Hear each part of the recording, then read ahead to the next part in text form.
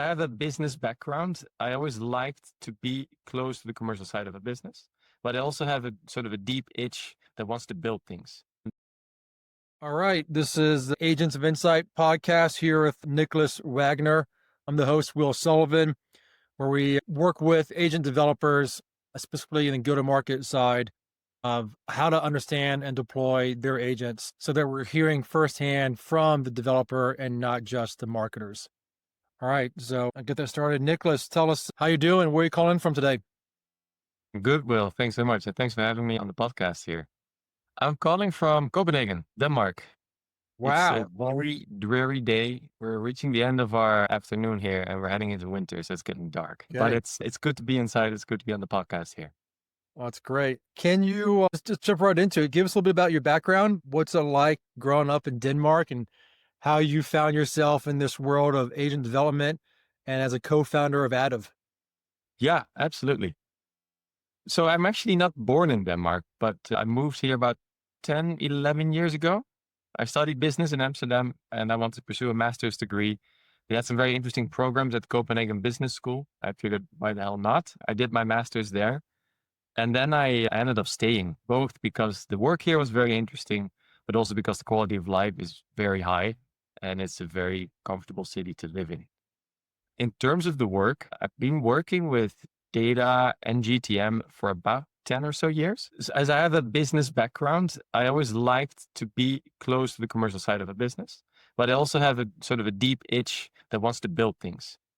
And the first job I got out of university was at a scale up here in Copenhagen. I was basically bullseye. I didn't know it yet at the time, but it was bullseye for me in terms of combining those two worlds. So I got hired into the sales operations team as their sort of all-in-one data guy. I didn't yet know what any of that meant. I was very new to the world of SaaS. I was new to the world of scale-ups. I just liked joining a very fast-growing company. But what I ended up doing for that team was pulling data from the CRM, building automations on top of it, building dashboards on top of it, feeding all of that data back to the right stakeholders, and having tons of conversations with them about what it is that they need. And I think they were very happy to have me with a little bit of a business brain in me as well, to have someone to spar with that they felt understand their world. So from there on, I kind of navigated that line between business and tech for the next sort of 9-10 years in my career. The first 6 or so was always internal. So meaning working in internal data teams, serving internal stakeholders. After a while, I felt the challenge of that wear off a little bit.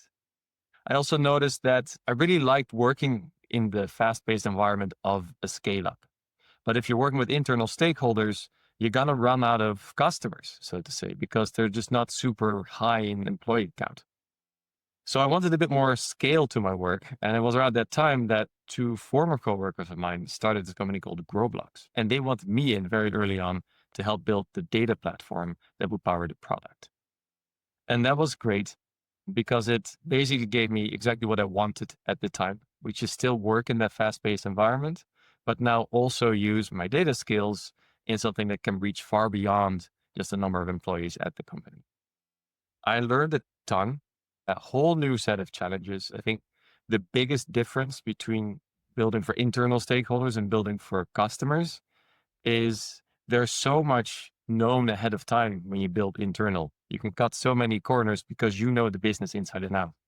When you build for customers, you need to build your product in a way so that it can adapt to the business of the customer. So it was a bit new. I obviously knew that I had to do this, but how to do this was new to me.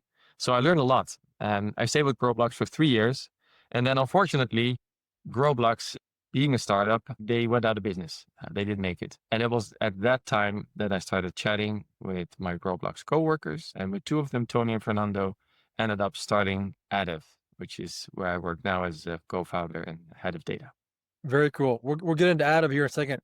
So were you a developer? Would you consider yourself a programmer before business school? Or is this something that your MBA, your business school degree got you into a tech company and you became a developer? I'm just curious. More the latter. Yeah. So I never had any official training as a developer. I did a lot of programming in my spare time. There was no vibe coding then. So it was just doing the groundwork and experimenting. I was not a good developer at the time, but I think because of that, it was great that I landed in the sales ops team, surrounded by people who didn't actually know what a good developer looked like. They just care about the outcomes. So I wrote my code as hacky as possible just to provide that outcome. But in doing so, I learned all of the lessons of why code is written in a certain way, the hard way, by making those mistakes and then learning from them and adjusting along the way. Yeah, I think all those vibe coders nowadays missed out on the pain of navigating Stack Overflow and asking questions and getting blown up and just Yeah. those challenges. Nowadays, it's with Codex or Claude or Cursor. Vibe coding is taken off. But I think your story gives hope to people who never trained formally as a programmer or developer, but have learned the commercial side of the business, have domain expertise, and now have the tools of vibe coding and agentic development that they can really move from that low code approach to a pro code. So going back to your days, so you mentioned coming out of business school, was that with Falcon IO that you were with? It And they was, help you yeah. learn commercial ops and business ops? Yeah, it was actually at the time still called Falcon Social. They rebranded into Falcon IO and then ultimately merged with another company called Brandwatch. And so now they're still in the business as Brandwatch. Yeah, I've done some works with Falcon and Brandwatch, and that is a great data team there and a very cohesive team. I was really Mm. impressed by the culture from the guys at Falcon IO, which I think you brought forward with Growblocks. So with No, your you did. background in Falcon IO and doing commercial ops or RevOps and tackling that social listening side, that kind of give you a sense of how to understand the external customer. I think it's mostly more sort of working with the commercial teams and not so much the product that Falcon built itself. But yeah, very much, I think, not being isolated in purely the technical side of the company and just building and working off of tickets, but very much being in conversation with, in my case, the commercial stakeholders that wanted my product, right? My product being dashboards and reports. I think that helped a lot in knowing that ultimately what you're providing, what you're building, it's going to be consumed by someone. And you need to keep that person in mind, whatever you do. So there's been a ton of learnings growing up, just constantly being in touch with my own stakeholders, with my own consumers of the data to understand that when you ultimately then build a product, you need to be in touch with your customer because otherwise you're not going to get anywhere. That's great. So how have you brought that into Attive and what is Attive trying to solve? Yeah. So let's maybe kick off with what do we do at Attive? You mentioned it a little bit earlier when we were just talking before we started recording, but yeah, we're doing orchestration and intelligence for go-to-market teams. And we're targeting both leaders and reps.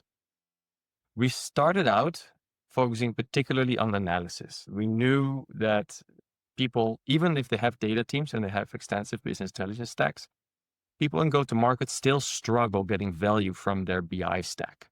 That's where we started out. And we figured that with AI models being as good as they are, if you build a data tool focused on go-to-market, I think we can help them out. I think we can do something here. So we started building that. Along the way, we realized that providing analysis is great, but what people really want is to be able to take action on the insights they can get from your tool. So we extended our scope to also include what we call orchestration. And that takes two shapes. One is workflow automation, and that can be many different things, but often triggered by events happening across your stack.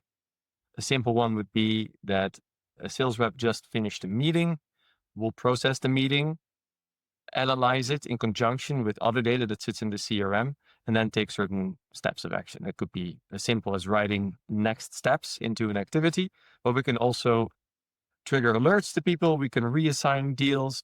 We can basically do any action you can take in the CRM. Another way that we think of orchestration is also giving reps the ability to interact with this tool on the front line. So specifically, that means sitting in Slack, knowing that they have a meeting coming up, they can quickly ping Attiv to go through all of the previous conversations they've had with this customer to know what the talking points are going to be for the next meeting. SDRs could also use it for market research before they start writing their prospect emails or even help draft certain emails as well. I can keep taking off examples here. Let's, Say let's unpack yeah. that orchestration. So for those of us in the audience to understand agents and agent orchestration and revenue orchestration, it can make sense. But just to clarify for some people, like orchestration is inherently going from one person's work to the next person's work or someone's workflow process. And so workflows within the agentic world mean you have a node that connects to another node and has instructions and moves on forward. Whereas sales reps will have their workflow process. That may be I go on LinkedIn, I research who I'm about to have a phone call with, I look at two or three things, make three notes on my probably scratch pad, and then have the call and make sure I hit my talking points. And then post call, I update the CRM, I add them to an audience on LinkedIn, or I push them forward in the stage. And all these things take time. And that kind of limits sales reps to really having up to about 7 calls a day, sales calls, if there are more than 15 or 30-minute calls. And so it sounds like Attive is seeking to solve both the sales ops or the sales reps workflow, that is their personal workflow, along with the sales ops or RevOps workflow that goes across the CRM. And then a common problem in RevOps is all the integration of the tools. And I think you take a really unique approach to the tool integration through your knowledge graph. Yeah, exactly. But yeah, so first of all, you're spot on, I think, in describing how this works. So we make the frontline reps more efficient, but in doing so, we also have all the tools in our arsenal to make it easy for their managers or for RevOps to analyze what's been going on across that front line. Yeah, I And think it indeed, really brings up this really interesting dynamic from a commercial perspective is that tools like Attive that are not just a point solution, but a orchestration solution are really meant to increase the productivity per rep. So often CROs or CFOs may think about OTE per rep and how much they can actually achieve. But then also in terms of productivity per rep, in terms of like their day to day, are they able to do more? And so you'd think that they would be able to close more. But what's interesting in this market right now, which you are on the front lines on, is it is competitive out there to acquire a new customer. And it's even harder to retain a customer. So while reps are getting more productive and more efficient, they have to increase their number of meetings and the overall sales velocity to be able to land the same amount of customers. Love to hear how you think about that. yeah, I think that's a very good point. I think you can almost simplify that to saying if you aren't getting more productive, you're going to start losing out because people around you are getting more productive. So at the very least, you need to keep up with the baseline. And even better, you need to try to find an edge while doing so. So we really try to be the most simple and effective tool for both reps and leaders to be able to find that edge. I like your approach on your website, how you talk about signing in, log into the tool, and then it's teaching end users actually how to train and develop memories for the Yeah. tool. And then you have some back-end admin or power users that can do drag and drop knowledge graph integrations. And SaaStr had a note came out today and it says, if you're not using AI agents in your go-to-market funnel, you are behind. And how do you catch up? It is you do a deployment with a company that has agents. And I think Attive has a really good approach to getting the end user involved in not just I log in and it executes for me, is actually a part of the process of, and I want you to go and explain the process. How does it work for a customer? Yeah, absolutely. So indeed, the AI models we have available to us nowadays, they're extremely powerful, but they also have very general knowledge. So we like to think of it as you hire someone extremely smart, but before they're valuable to your business, you do need to give them some kind of onboarding. You need to teach them how your company works, what's important to your company, how to interpret the data that they will find in your company. So we try to emulate that kind of process in our product. And the first step of that, you mentioned a little bit earlier, is using our knowledge graph. So we realized that if you give AI unbridled access to, say, your CRM, it's going to be messy because your CRM is big, especially if you're using Salesforce. You have literally 1,000+ objects, and a lot of those objects have 200-300 fields on them. The AI is going to get stuck very quickly. So the first step you need to do with us is specify the bounds of the playing field. So tell us which objects are important to what you're executing on right now. So you obviously have your core objects like ops, accounts, contacts, opportunities, users, yada. And there's very often then a variety of other products depending on the company, that then come into play. Some work with subscriptions, some work with products and have custom objects. For some tasks are extremely important. For others, it's going to be nodes. Then you have other tools as well. Very important tools for our customers in Attive are meeting recorders. You might use Gong, you might use Fathom or Avoma or whatnot. Those typically already have links to the right objects in your CRM. We can pull those out through their APIs, hook them into our knowledge graph. And now you start building this web between all of the important entities across your go-to-market stack. And by doing so, you basically give a blueprint to the AI model to understand how your data is put together. That's excellent. But that's just the start. Yeah, sorry, do you have a question about I was that? just saying that's excellent. That's the fact that, and those who have not been to your website, that you provide a visual of the knowledge graph and how easy it is to connect. And so it's not a spreadsheet type approach. I just want to say that's excellent. Give you accolades for taking that approach. I know you had some engineering behind the scenes to figure it out, but keep going. What's the next step? Good. So now that you've taught the model how to look at your data, tell them what it should look at, how to understand the relationships between your data, it doesn't yet know what the specific definitions of your metrics are. It doesn't yet know how you define your regions. It doesn't yet know what your sales process looks like. Do you use Matic, maybe Band or something similar? All these things are also very important to understand when you ask the AI to do, say, a forecast report or a weekly performance report of your AEs. So that's where we come up with this concept we call memories. And they're equally simple as they are powerful.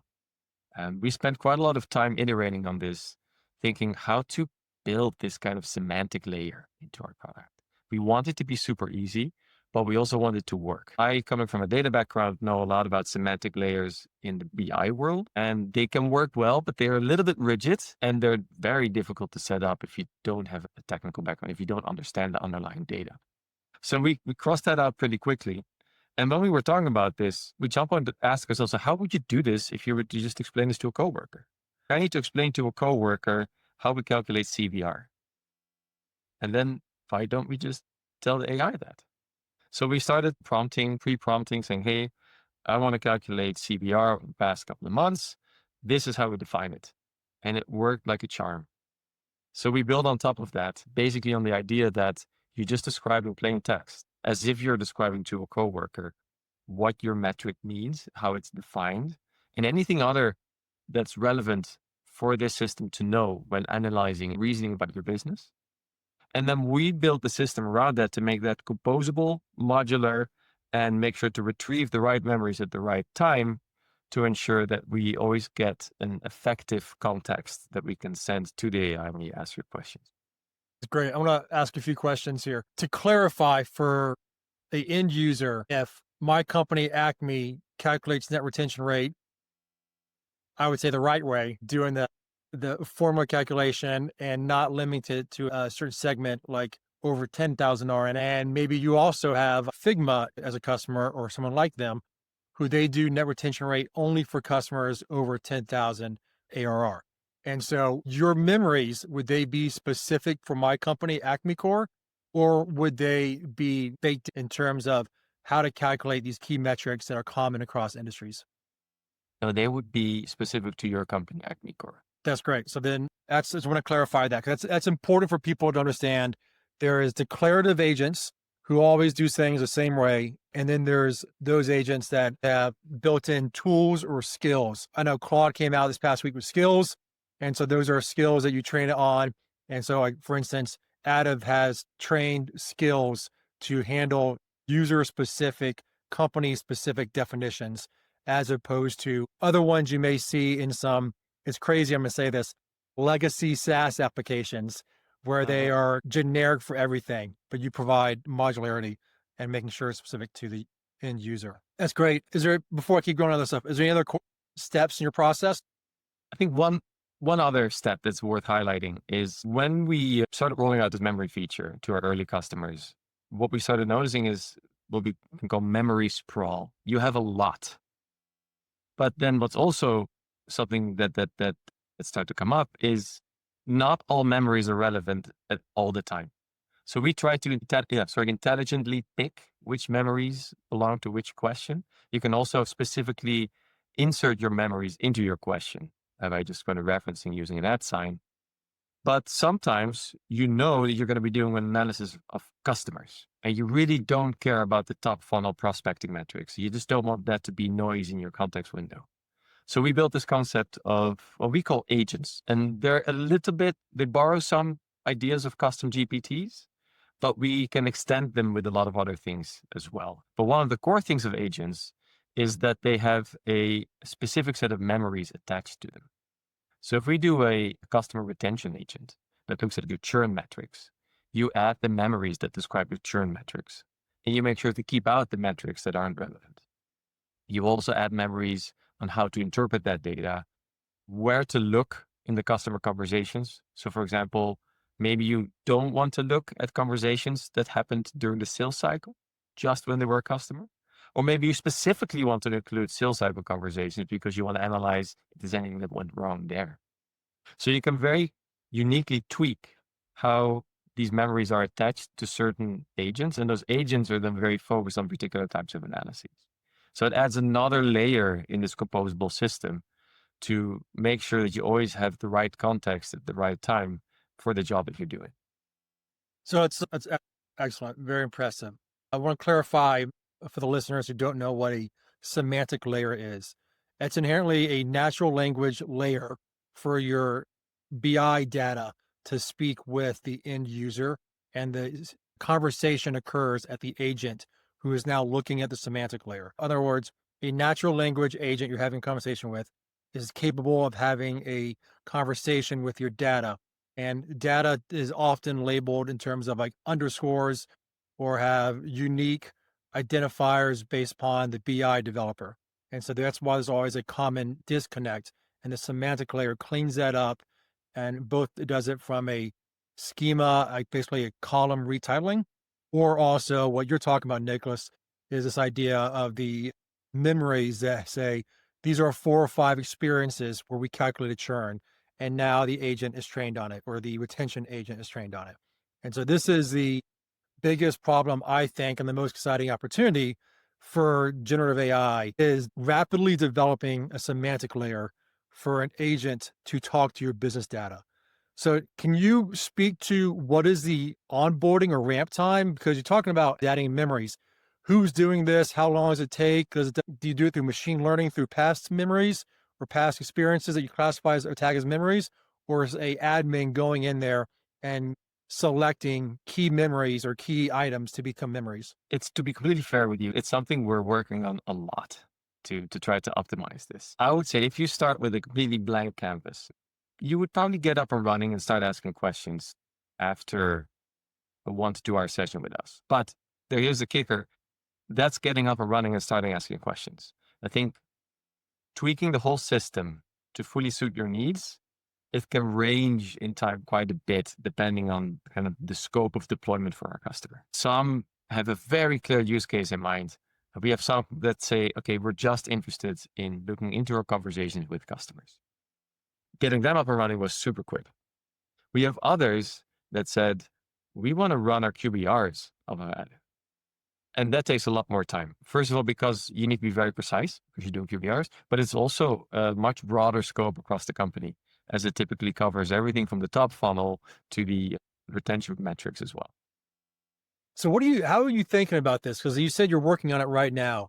Because I think we are moving from this world of legacy SaaS where you log in and you have a screen and you can automatically work with it. And we're moving into this more advanced agentic era beyond just a conversation with ChatGPT and Claude, where you now have workflows, a semantic layer to talk to your data and focus user use cases and user stories.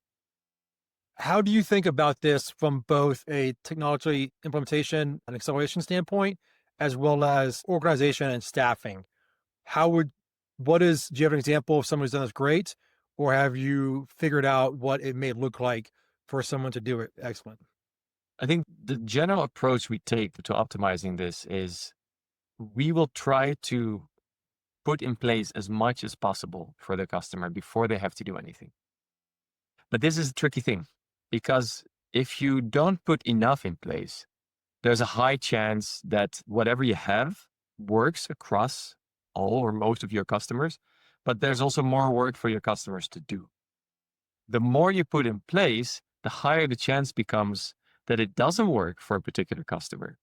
But for the ones it does work for, they have less to do. So this is a very simplistic way of looking at it, but it is the foundation kind of that we build upon to try to optimize this whole system. So it ultimately comes down to really digging into the use cases that our customers have. And we can distill not just one, but a couple from that.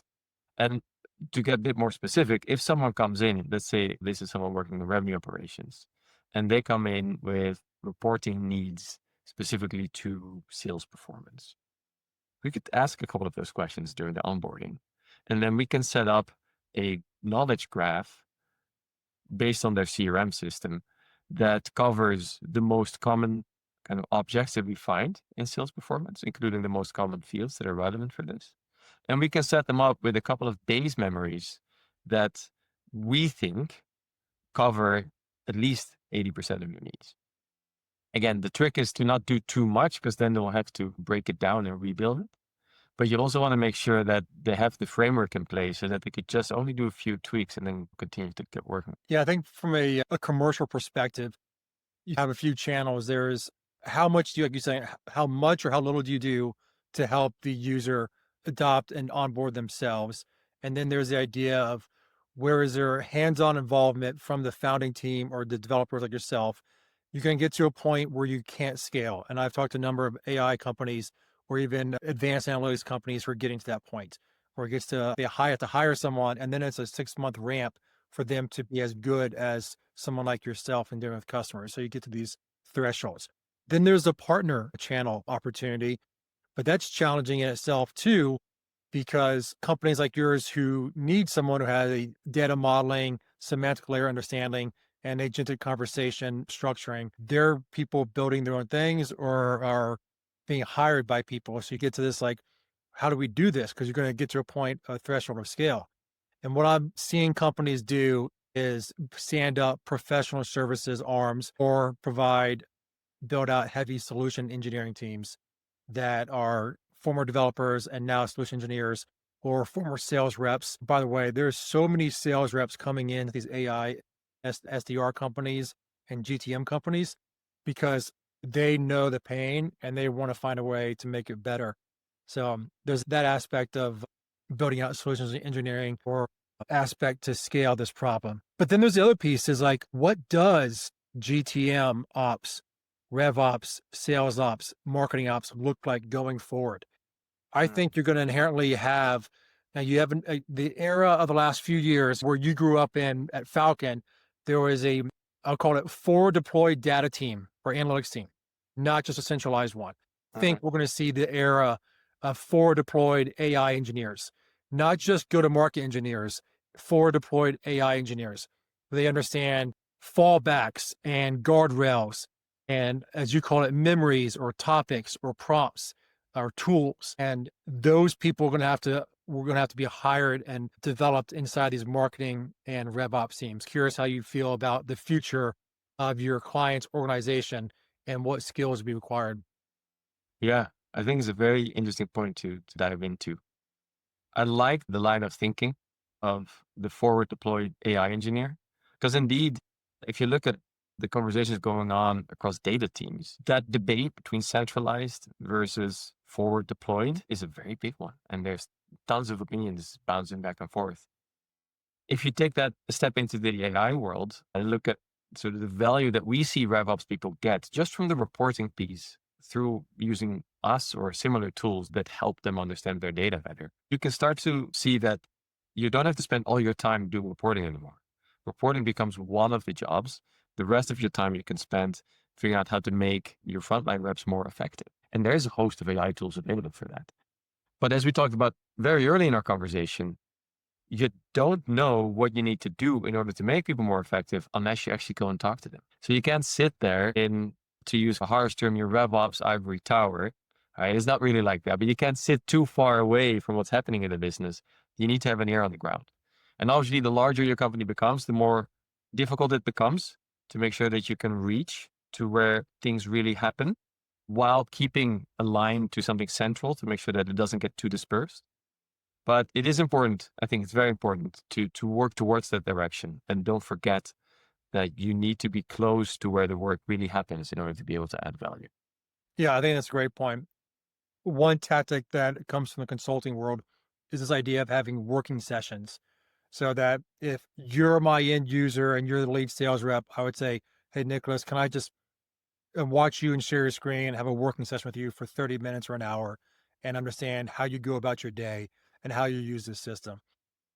And RevOps are often too busy focused on their projects as opposed to really understanding sales reps and how to better improve their life. Yeah. Yeah. No, very much. Completely agree with that. Nicholas, this has been great. We've gone over. I failed to mention, I think the coolest thing that you guys do is the commercial positioning of focusing on voice of customer and really providing integration from Fathom and Gong and other listening tools into Attive and having that be your context engine that drives your revenue orchestration. I think that is the way to go. Anyone who's into prompting know that context is everything. And the most important thing going forward is capturing the context and then having a tool like Attive and then a team like Nicholas and Tony to help you out implementing your system. So thanks for coming on to the show. This has been great. I hope this is valuable and people give you calls from this and we'll be in touch. That's great. Thank you so much, Will. I was not a good developer at the time, but I think because of that, it was great that I landed in the sales ops team, surrounded by people who didn't actually know what a good developer looked like. They just care about the outcomes. So I wrote my code as hacky as possible just to provide that outcome. But in doing so, I learned all of the lessons of why code is written in a certain way, the hard way, by making those mistakes and then learning from them and adjusting along the way. I have a business background. I always liked to be close to the commercial side of a business, but I also have a sort of a deep itch that wants to build things.